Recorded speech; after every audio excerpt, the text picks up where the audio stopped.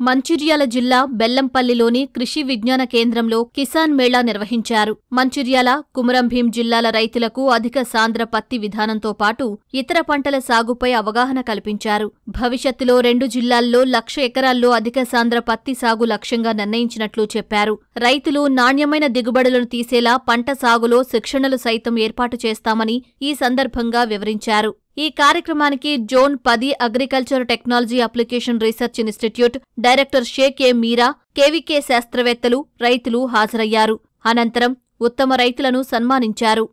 భారతీయ వ్యవసాయ పరిశోధన మండలి, Indian council of agriculture research, భారత ప్రభుత్వ సంస్థ, అదేవిధంగా పీజేటీఎస్ఏయు ప్రొఫెసర్ జయశంకర్ తెలంగాణ వ్యవసాయ విశ్వవిద్యాలయం ఆధ్వర్యంలో నడపబడుతున్నటువంటి కేవీకే బెల్లంపల్లి ఏదైతే ఉందో ఇక్కడికి సందర్శించడం జరిగింది. కార్యక్రమం యొక్క ముఖ్య ఉద్దేశం ఏంటంటే, ప్రభుత్వ ప్రైవేటు భాగస్వామ్యంతో మొట్టమొదటిసారిగా భారత ప్రభుత్వం యొక్క ఫండ్తో, నిధులతో 4 రాష్ట్రాల్లో ఒక పెద్ద పథకాన్ని మనం గత 2 సంవత్సరాల నుండి ప్రారంభించడం జరిగిందనమాట. దీన్ని ఏంటంటే అధిక సాంద్రత కలిగినటువంటి పత్తి పండించే విధానం. అంటే ఇంతకు ముందు మనం పత్తి పండించే విధానం కనుక చూసుకున్నట్లయితే సాలుకి అదేవిధంగా మొక్కకి చాలా ఎక్కువ ఎడంగా ఉండటం ద్వారా 4 క్వింటాలు 5 క్వింటాలు దిగుబడి రావడానికి కూడా చాలా కష్టంగా ఉండేది.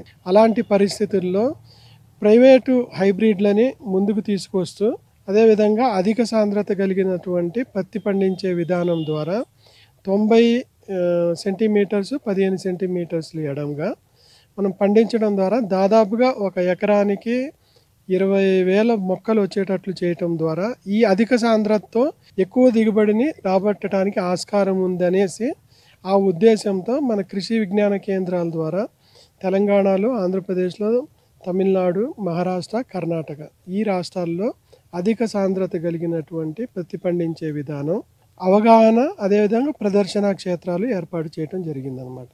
మనం రైతుల ఇది చూసుకున్నట్లయితే ఇప్పుడు ఆసిఫాబాద్, సిర్పూర్ కాగజ్ నగర్, అదేవిధంగా మంచిర్యాల జిల్లాల్లో తీసుకుంటే దాదాపుగా మంచిర్యాల జిల్లాలో 1,31,000 ఎకరాల్లో పత్తి పండించడం జరుగుతుంది. అదేవిధంగా మన సిర్పూర్ కాగజ్ నగర్లో కూడా దాదాపుగా 1,50,000 1,80,000 దాకా ఎకరాల్లో పత్తి పండించే ఇది ప్రధానమైన పంట కాబట్టి ఇక్కడ పత్తికి సంబంధించినటువంటి దిగుబడి పెంచడం, ఆదాయాన్ని పెంచడం ద్వారా అధిక మొత్తంలో రైతుల దాకా ఈ లాభాలు ఏవైతే ఉన్నాయో వ్యవసాయాన్ని ప్రతి సాగుని మనం లాభదాయకంగా చేయటానికి పెద్ద మొత్తంలో ఒక పథకాన్ని ముందుకు తీసుకురావటం జరిగింది.